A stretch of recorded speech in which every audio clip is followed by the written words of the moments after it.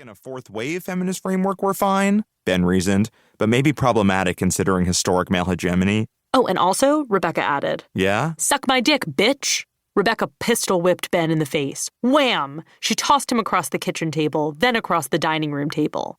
It was the same table, plus a small extension Rebecca gingerly unfolded between throws. Glass shattered across the hardwood floor. Ben cleaned it up immediately.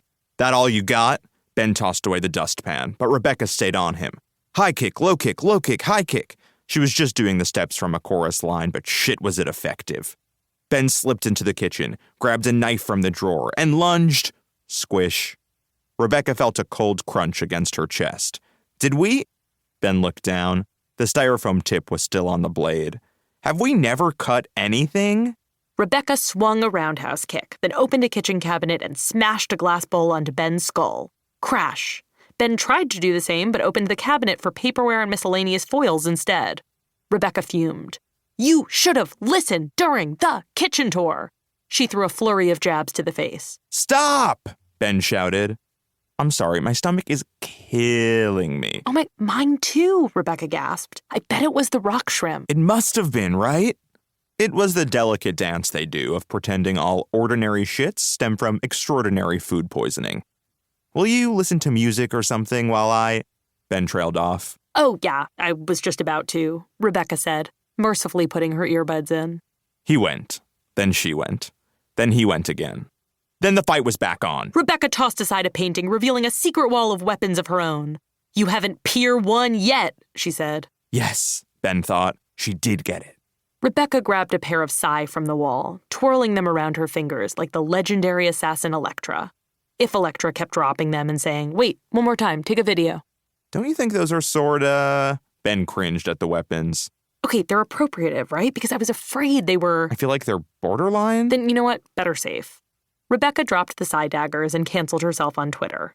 Fight resumed. Diptyque! Ben roared, launching Rebecca's candle collection at her, one after another, while she skillfully dodged. He lit the final candle, a $68 tuberose Rebecca pretended was a gift, and sprayed it with some Febreze he'd pocketed during the shipbreak. Flames raged across the room. Rebecca arched back, narrowly avoiding the inferno. This bitch had been to Benihana. Then, zip, she launched a grappling gun into the temporary wall behind Ben. She brought it crashing down across his back, shattering the illusion that this was a, quote, true one-bedroom. The action that followed didn't so much happen as it did verbally get suggested, as they were both tired and very winded.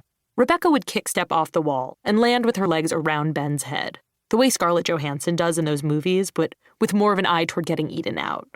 Ben would take Rebecca down with his middle school wrestling skills, then remind her again that he did middle school wrestling and that his dad might still have the footage somewhere. Rebecca would submit out of fear of that becoming her whole day.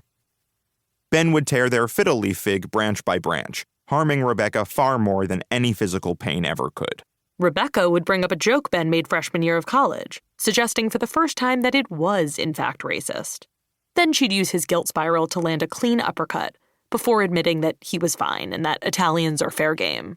Eventually, they lay in the destruction of their once nice-ish apartment.